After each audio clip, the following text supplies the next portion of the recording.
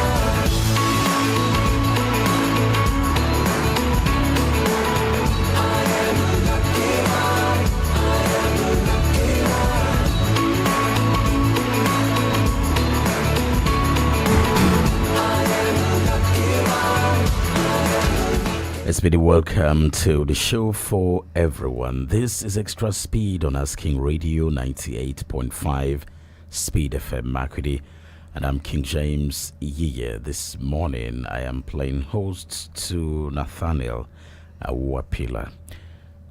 You're welcome. Thank you very much, King We James. also have Dooshima Oza. You're welcome. Thank you very much. Right. So you might want to get closer to the microphone so that they'll hear you. Yeah.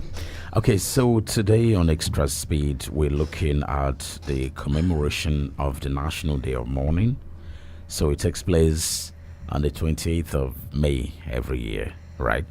So, but tell us more about the National Day of Mourning. We'll start with the ladies. No, ladies first. All right, go on, yeah. Okay, Dooshima, thank yeah. you very much. The National Day of Mourning, it's a day set aside to... Get closer to the mic. Okay, the National Day of Mourning is a day set aside to show solidarity with people who have lost their lives unjustly, out of crisis, out of different circumstances that normally they wouldn't have just gone or passed on like that. And most of these people, you can see that maybe they died as a result of negligence on the part of either government or family structure and all that. So the World Day of the National Day of Mourning is to show solidarity and also feel like a way of expressing that you feel the pain of those who are mourning, those who have lost their loved ones, those who departed in circumstances that were not too good or that you see as abnormal. So that's what it is about. I think my colleague would throw more light. Exactly. So, Awuapila, so what kind of deaths? Is it violence, natural deaths? So what circumstances, that people die in this way? A lot of people die through very violent means. People sleeping and they are attacked and killed for no just cause. Cold-blooded killings. People killed as a result of banditry, as a result of terrorism, as a result of other causes that are unjustifiable, legally speaking and morally speaking. And we've had this. You are aware that this stretches back to 2011, as a matter of fact, 2009, when excessive violence in the Jos area started, terrorism became dominant in the northeast, came into the north central, and Benue State from 2013 to date has witnessed lots of these killings.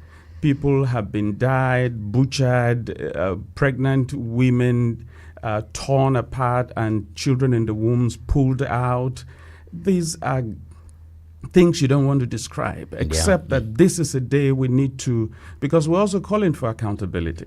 I mean, responsible authorities need to respond to this. We need to put a stop to this. Right. And so that is why, against my wish, I would describe the kind of horrific killings that we have witnessed through the years, and it continues to happen. We also have people traveling safely, and suddenly somebody comes from the bush and attacks them and kills them. And they can't remember the last time they had an enemy along the path, but then somebody comes out suddenly and kills them. This is happening, and it's unjustifiable, it's unlawful, it's acts of terrorism that should be stopped. And relevant authorities are hereby called to account for their actions in regard to such gross acts. Yeah, I think we will get to the way out and in much more detail. If you are just joining us, this is Extra Speed on Asking Radio 98.5 Speed FM Makurdi. We're looking at the National Day of Mourning. And of course, this unjustifiable deaths. There is no killing that is justifiable, apart from just natural one. Yeah. So it happens on the 28th of May every year. And you can call anytime during the program 08084 275464. That's 08084 275464. Everyone has a role to play towards stopping these deaths.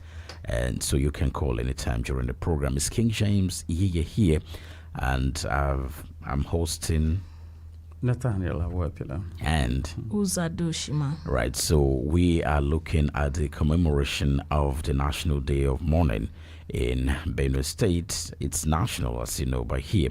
We're also talking about it on Asking Radio 98.5 Speed FM Makurdi. So you can be a part of this anytime you wish to call 08084 275464.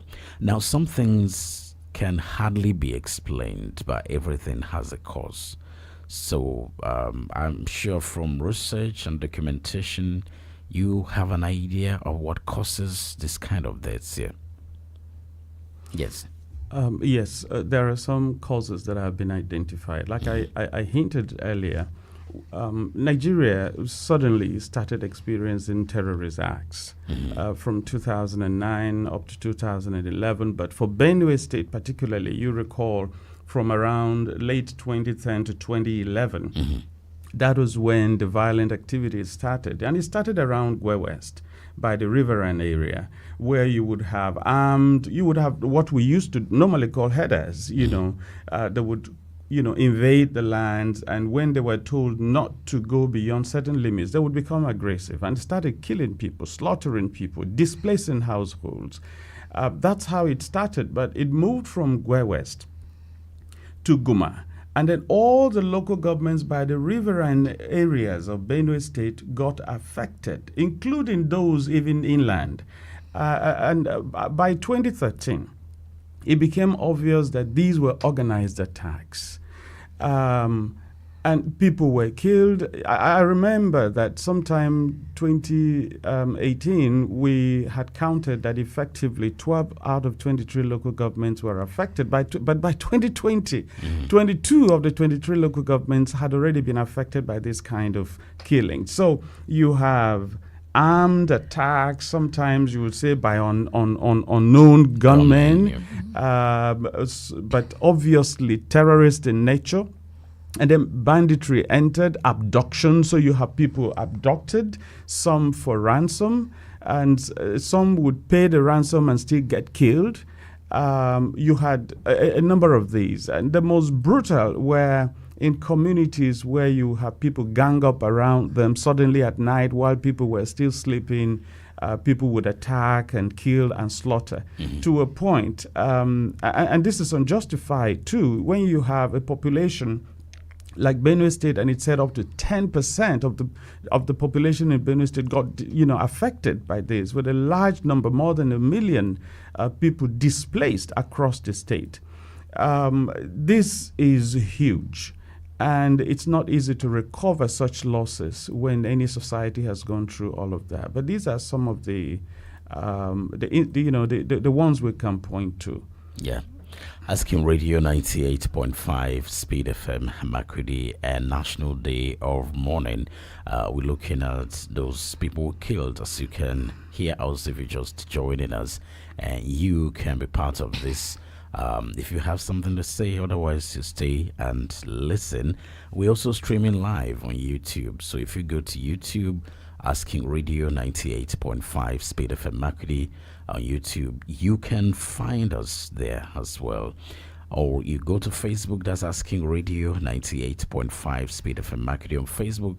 You'll see that link that takes you to YouTube, and you follow us and send your comments as well. If you want to call 08084 275464, want to contribute, you want to say something, you know something about issues of security, we should be cautious. Hello, good morning. Hello, good morning. Yes, good morning. This is Captain Edward. Captain Edward, good morning. Morning. How are you? Very well, we're fine. What you are discussing is very interesting. Mm-hmm. And this blame that goes into our authorities, that is the government, those in the hands of affairs of this country and state at large. Mm-hmm. We live here, and people, those particularly those who live in the rural area, call their chiefs, call their second class advisor, and the Pale, and all what are you. They knew all these people. They knew all these criminals. They are living with them, and they knew all of them. They don't want to come out and force this one, so that this situation will be arrested. All right. Okay. Your phone is not too clear, but we've heard you, Captain Edward. That's a retired captain.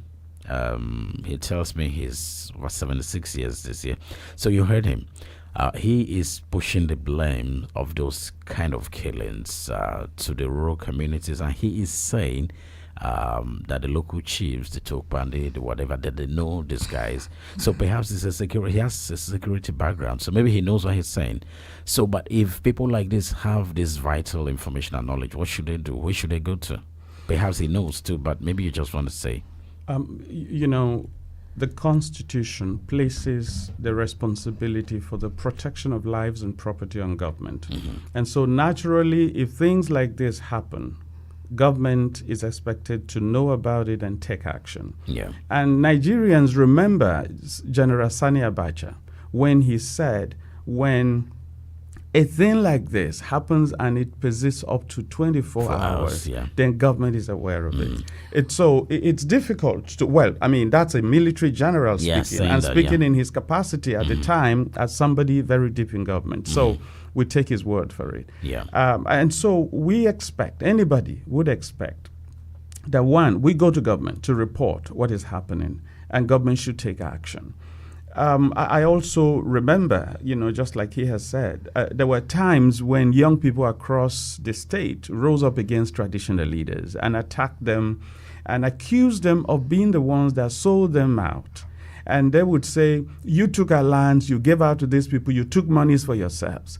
And I remember quite a number of the young people pointing to lettuce houses that were built by these elders. They say, you took our land, you sold, and you became wealthy, and so on. And so, he knows deeper than what is out there in the public space. Yeah. But I think these are some of the reasons. Right. So if you're just joining us, National Day of Mourning, for people who have been killed, through banditry, terrorism, and so many acts of violence. And that's what we're looking at here. You can call 08084275464 if you have anything to say. But of course, issues of security, if you, saying something, maybe some sort of allegations, perhaps you should know.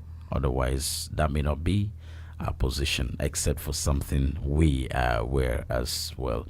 Now, since it is national, I'm pulling out some figures that you've sent to me, and I'm looking at 2023 mass atrocities. That's killings by region, and some staggering 4,416 documented killings and across the country.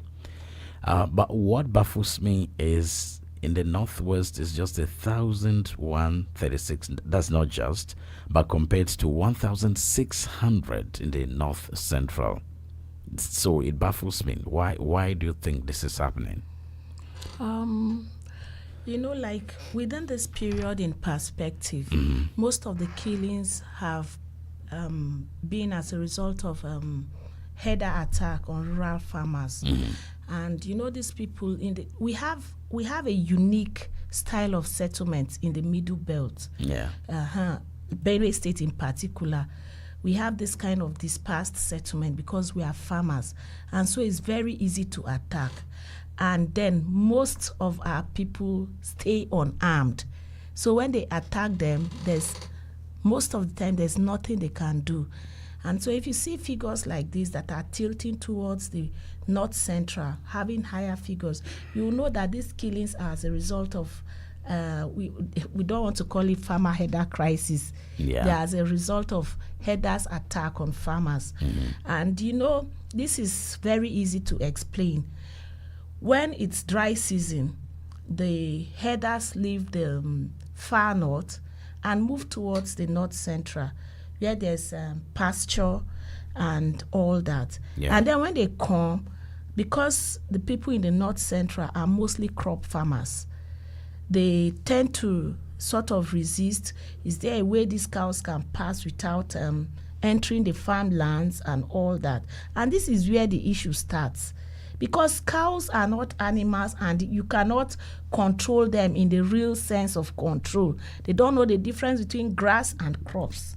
And then when they enter, they feed on the crops that the rural farmers have farmed.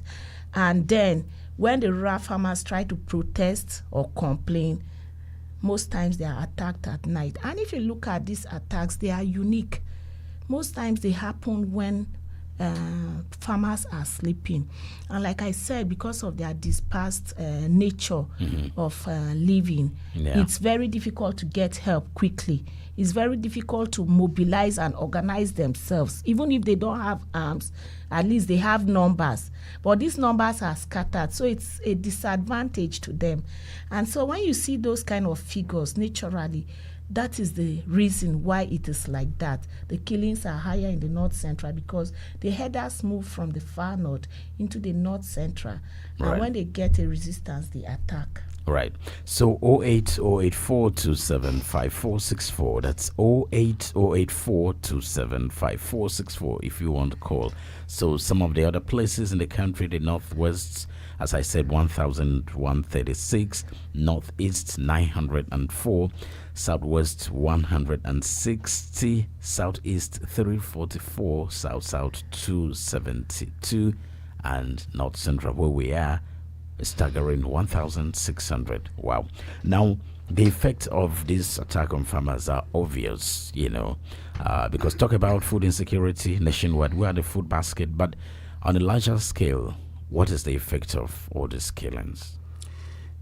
On the larger scale, permit me to start on this note. Go on. Yeah. That one life taken, it's already unjustifiable. Hold on, let's just hear what this person has to say before you continue. Hello, good morning. Hello, good morning. Right, go on. Can't hear him. One life taken it's already unjustifiable. The impact of one life taken from a community could be far more than just the impact on the immediate family members. There are some people who inform, lead, organize their communities. You take them away, you've taken a huge resource from the community. That's true. There are farmers. A single family could cultivate enough to feed a whole community. And so when you kill one person from that family, you are not just impacting the family, you are impacting the community. Benue State, we always boast of it being the food basket of the nation. The reason is that food from Benue State would be taken to the northwest, northeast, southeast, all of these parts of the country. One state feeding the whole nation.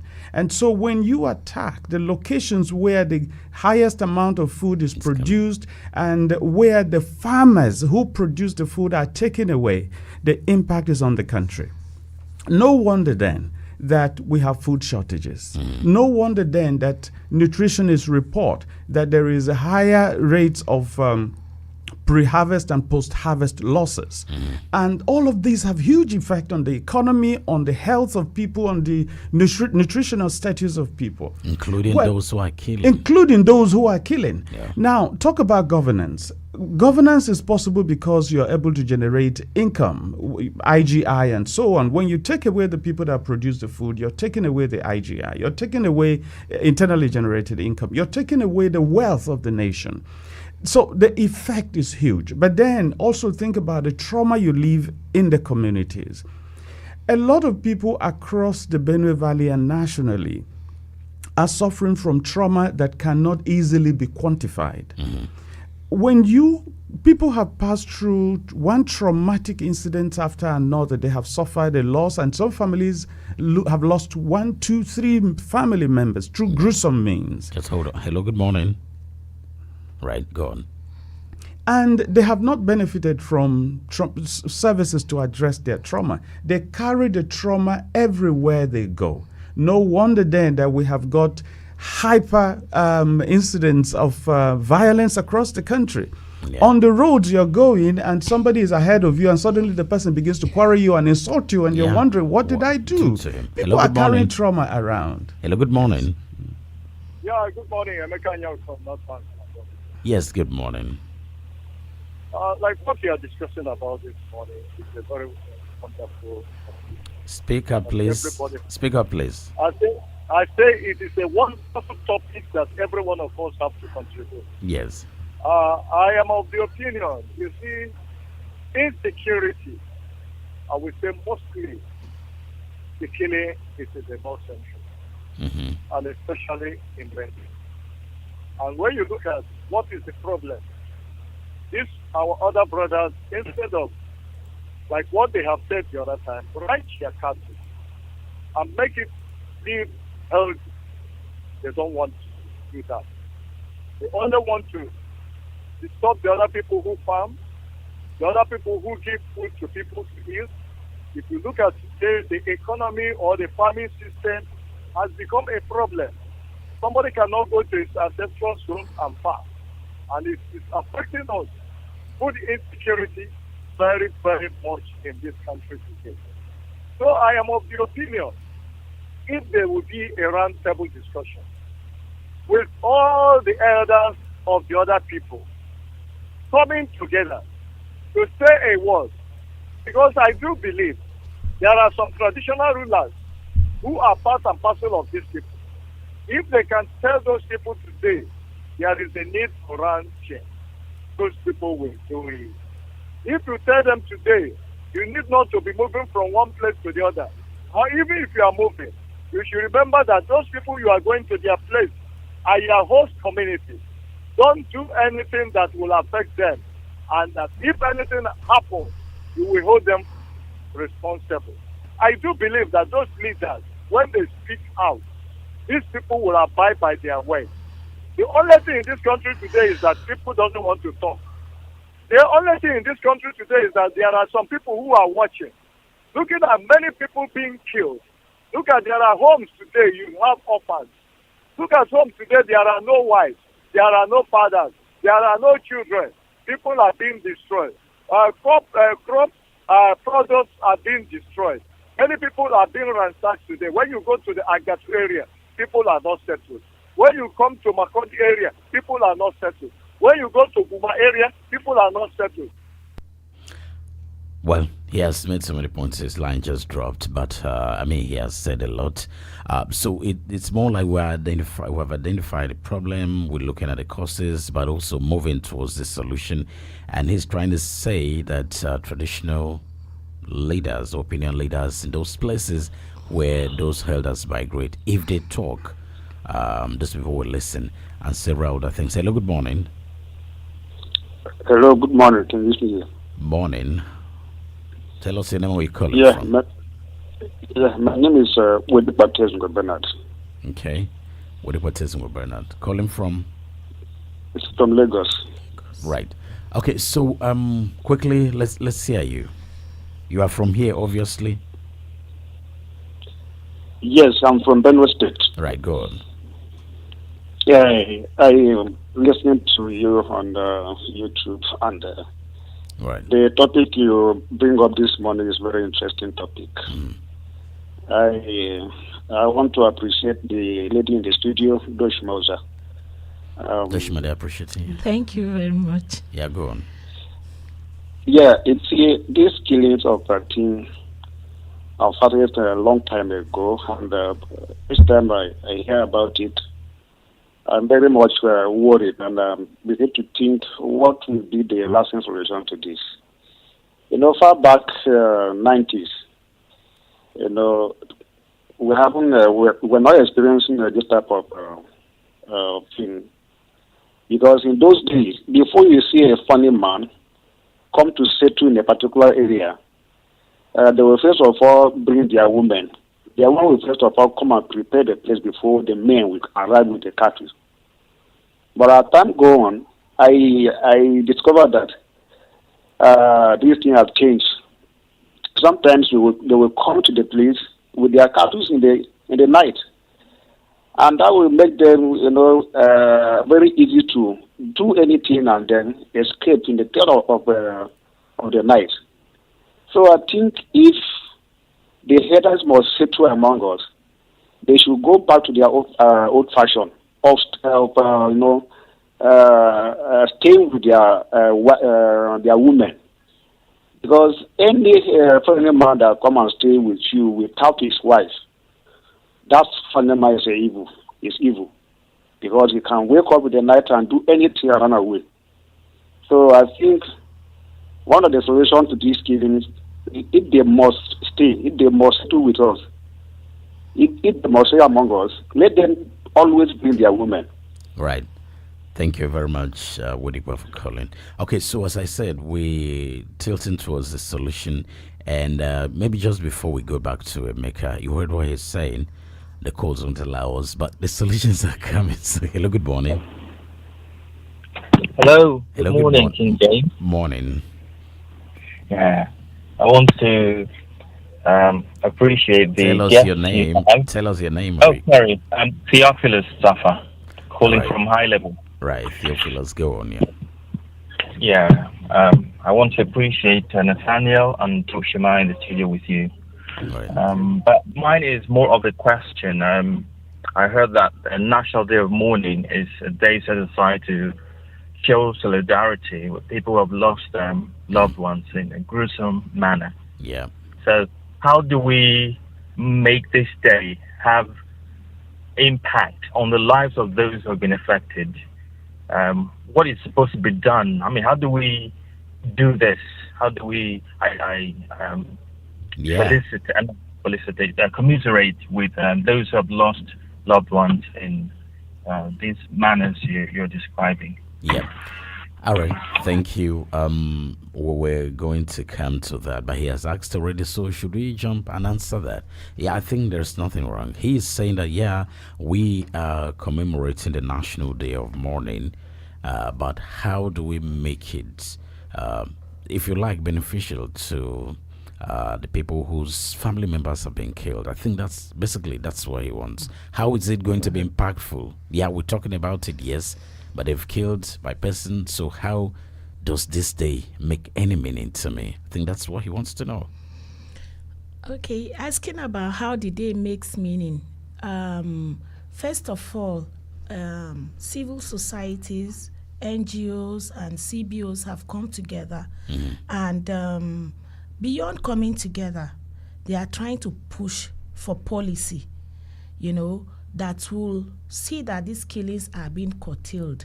A lot of memos have been written. A lot of proposals have been written for laws. Okay, let me bring it back. In Benue State, for instance, there's a law against open grazing. The former governor made the law, and gladly and thankfully, the present governor has continued to make sure that law is still in existence and it's functional. Now, what these civil society organizations are doing, they are trying to, put pressure on government. See, look, this law has parts. It has a lot of things in it that are yet to be implemented. And if these aspects of the law are implemented, we'll see that these killings will reduce, the gruesome killings will reduce. And so for the people who have lost loved ones, it's just like you lose somebody and then they say, why the autopsy? The person is dead already. But then somehow it gives you a sense of, I don't know the right word to use, but it gives you that sense that you've done your best, and it makes your mourning less burdensome, because at least now you are able to figure out how did my person die and all that. So it's the same thing. Those people have departed and gone, but how do we stop this moving forward so that we don't have more deaths? And that is why this World Day of Mourning, this National Day of Mourning, I mean, it could be one. Yeah, is important, because we are creating awareness. We are not trying to open wounds for people who are mourning, but we are trying to say we feel your pain, and then as NGOs and CBOs, we'll be able to push so that these things do not happen again. Yeah. So before Theophilus asked that question, what I was going to ask, which is part of that question, is that NGOs and CBOs and FBOs, you ask for accountability from government, and especially when we go back to actually quote late General Sani Abacha, who said, for any crisis of this nature or any crime of this, violent crime of this nature to last for more than 24 hours, it means the government has a hand in it. That's not just a military general, but head of state saying that. Now, so if we agree with him, or we suspect that what he's saying is true, and then we demand accountability from government, would you say government has done enough or is doing enough over these killings? No, government hasn't done enough. First of all, it took too long for government to start acting, and that is nationally. Secondly, the actions of government at the national level gave people the impression that nepotism was at work. If it is my person, I speak differently. If it's another person, I speak differently. So Nigerians felt like these were Fulanese acting, and the federal government was not taking action because the federal government was led by the Fulani. So that impression was wrong. It should have been action should have been taken irrespective of who was involved. Yeah. Next was that we do have laws in place. Even before the Open Grazing Prohibition and Ranches Establishment Law was put in place in Benue State, we do have laws that should have curtailed the activities of these people. They went beyond bounds, and the security agencies didn't act as anyone would have expected them to act. Now, coming down to Benue State, that it took citizens to pressurize government to put a law in place.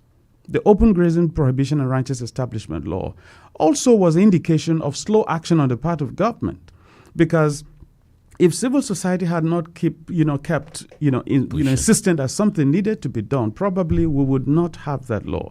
And then when the law was put in place, it took too long to fully implement it. And now we have got a different scenario in the state where the law is moving from a law to a public order, just like we are aware.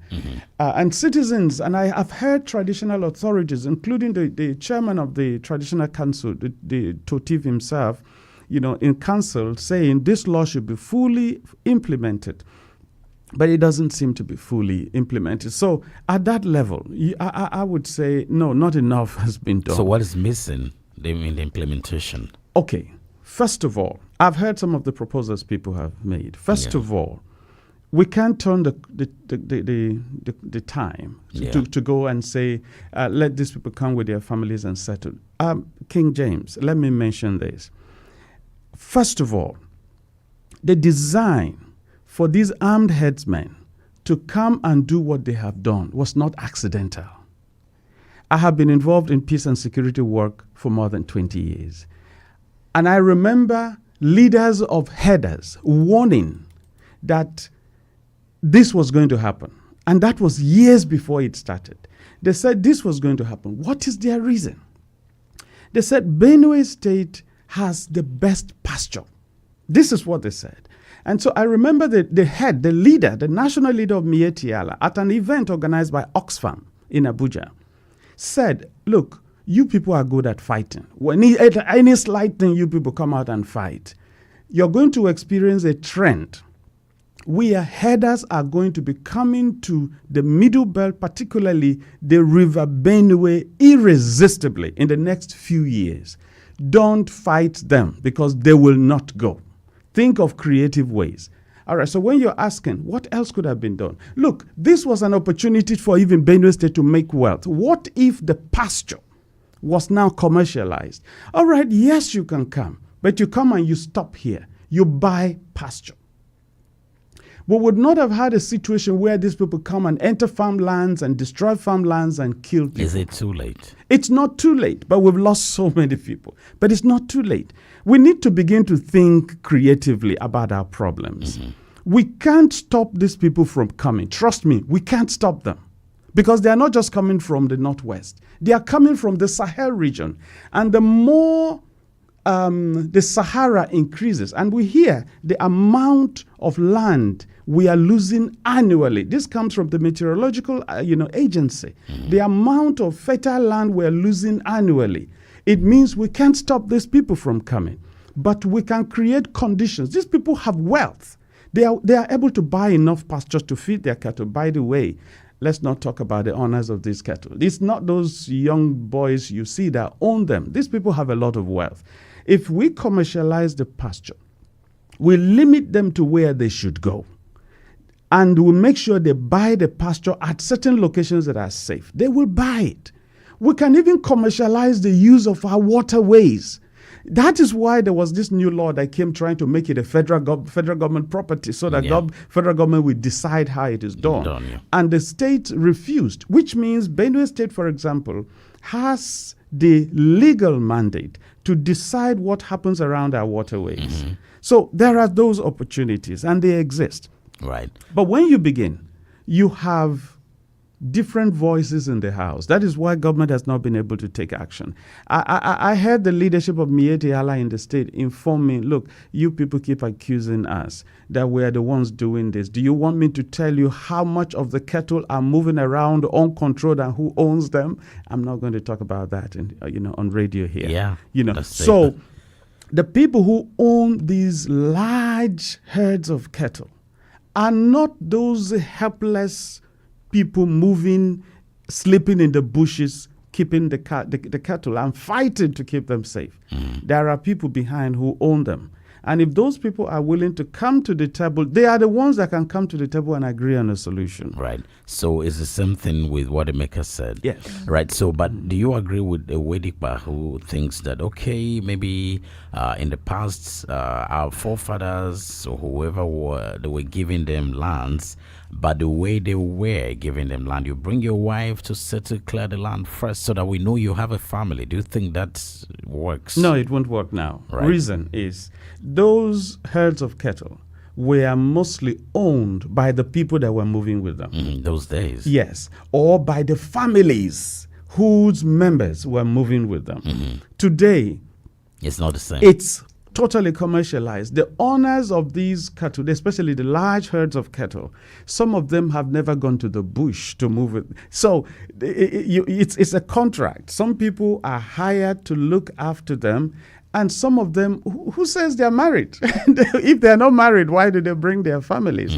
And if their mission, if they know they are on a dangerous mission and they're going to kill, they are going to be violent, I mean, why will they bring their families? They won't. So that particular measure may not work. No. But we can set limits for these people. Exactly. Government Don't has move the beyond power this. to do that. Right. Yes. 08084275464. That's 08084275464. If you want to call and contribute on Extra Speed this morning, we're looking at a commemoration of the National Day of Mourning, and just to remember those who are being killed and their families who are living here with the trauma. I have in the studio with me Nathaniel Awuapila and Dooshima. right, so they're representing the civil society and doing so well to put pressure on government to do the right thing. And of course, government, if you're listening, they are saying you're not doing enough. So perhaps you need to do more. Now, one other thing that we say, it sounds more like easier said than done to me, but you have said it, you civil society. So perhaps you want to throw more light. How do you mean when you say Nigerians should be vigilant? How does that work? Vigilant, and then what? When we say Nigerians should be vigilant, basically, you know your environment. And when you see strange movements, strange faces, report to security authorities. For instance, there was a time in Makurdi, if you take a bike, you notice that the bike men do not speak English. They do not know very popular locations in Makurdi. For instance, you take a bike and you say, take me to Tito Gate, and the bike man doesn't know. Obviously, he just came in around. You're going to pay for that advert then. Yeah. So, and, things like that. When you start seeing strange people, there was a time I saw a truck around Hurukum roundabout, just dropped boys. It was coming from the north after the bridge. Just dropped a lot of people. A lot of people disembarked from the truck. And I was like, where are these ones going to? So did you report yourself? Did you report? Yeah, not formally, but I raised concerns on my Facebook page, and that's the most I could do. So, you see, when you say citizens should be responsible and be vigilant, what we are trying to say is if you see something, say something. And I also want to talk about what we were talking about before. You see, this issue of herders bringing in their wives, like we always say, land is static, but population is increasing. I remember then you could walk for kilometers, you won't see any house, you won't see anybody. But then we are also growing bigger. Even for us, the land is not enough to farm and then raise our own domestic animals and all that, build our houses. So we cannot be taking in people and say, okay, on the condition that you bring in your wife and all that. Government itself should set model ranches. If we are talking about open grazing prohibition, government should set model ranches so that as you're coming, this is how you should keep your cattle. And then if you really want pasture, as you're coming, there's a place where you can keep your cattle. Government will generate revenue from it. Okay, so two things here. Yeah. Is it because the ranches are not there, or is it because the law is there prohibiting free movement or open grazing, but the elders are just stubborn? Which are we looking at? Yeah, both. Because like I said earlier, many aspects of that law have not been implemented. In fact, that law has only been implemented like 25%. If you go through it, it's a whole volume, and I can share with anybody who wants to have a copy of the law after this program. So it's a whole volume, and there are a lot of aspects in it. We only talk about open grazing and all that. There's a ranch establishment also, which is in the act, and then to be implemented by the government, or individuals as well. Individuals, And that is why I said government can have model ranches. And then if government has model ranches, people, individuals can look at this government model and establish their own ranches. So when you talk about ranches and all that, okay, let me deviate a little. You know that even some of our animals like pigs, they are captured in that. So to show you that this law is not just targeted at herders or a particular tribe, even pigs, goats are supposed to be ranched according to the law. So if you come to judges' quarters and you see goats roaming the streets, you're supposed to arrest the owners. Yes, you can. You can. That is what the law says. So this law is not really targeted at herders like they want us to believe. But the law is for everybody. It's a live and let live kind of law. Of course, we know that most of the people who own these cattle, some of them are indigenous people and all that. And this cattle business is a cartel thing that runs across the whole of West Africa.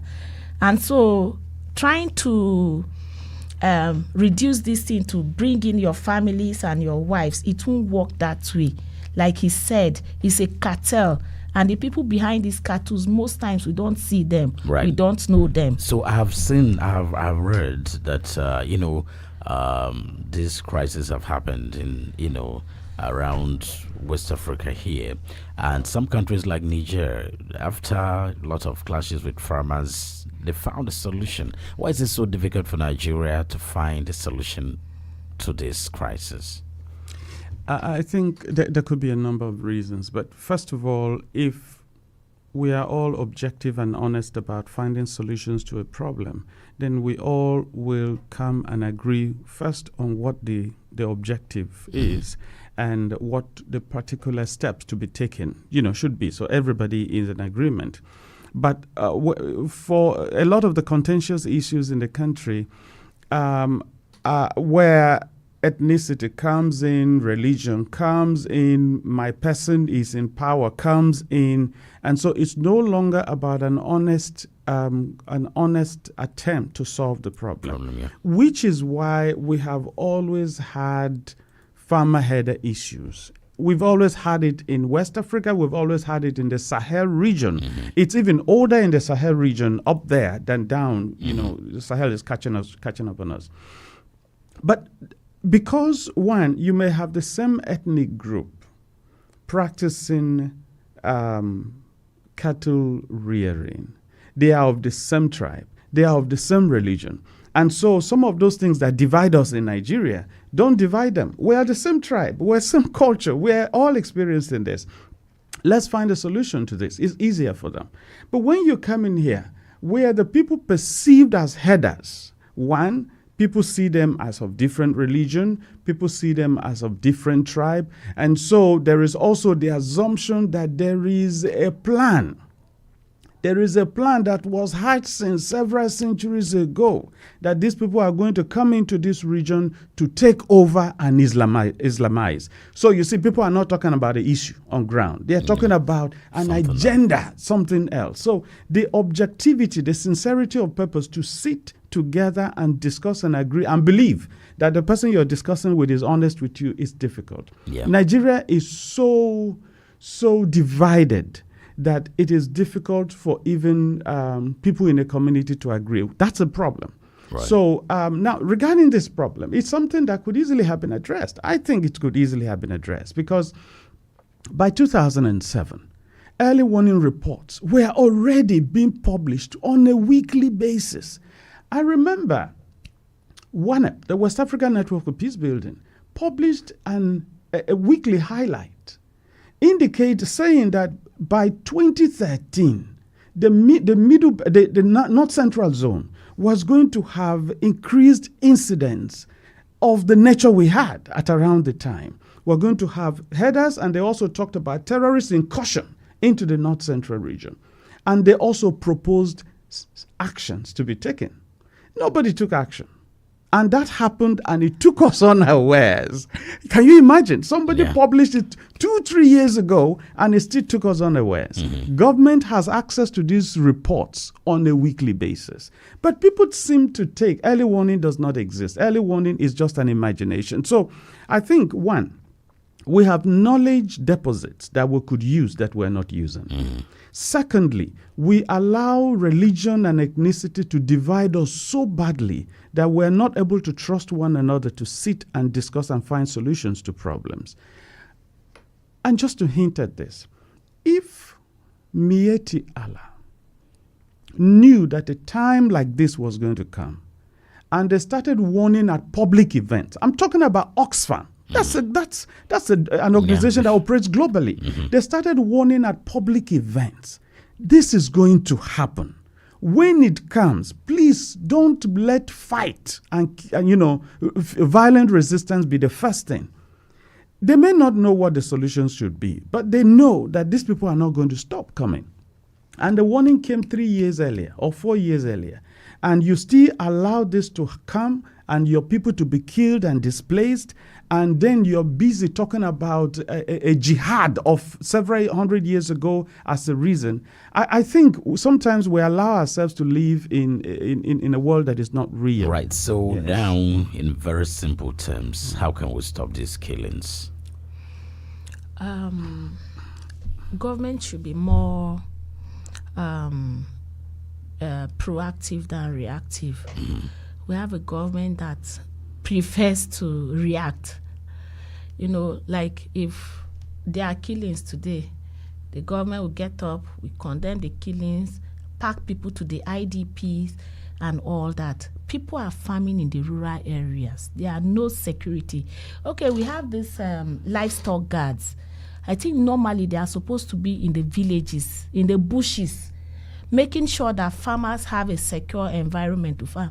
But these people are in people's houses, guiding them, people's business establishments. They are the security men on the gates with their Dane guns. You sure what you're saying? Yeah. Right. These are people who are supposed to be in the bushes, in quotes. So government is not proactive enough. And I think with what is happening, like I said, this issue of livestock guards being in people's homes rather than in the bushes is one of the things that government should address. Security should be provided for farmers in the rural areas so they can at least go farm and come back. If you go to the IDPs, there are a lot of people. These are people that normally should be in their villages farming. But no, there's no security for them. Some people go there, rush back. They go farm for 1 hour, come back. And so it's a thing that has a multiplier effect that you cannot even quantify. Right.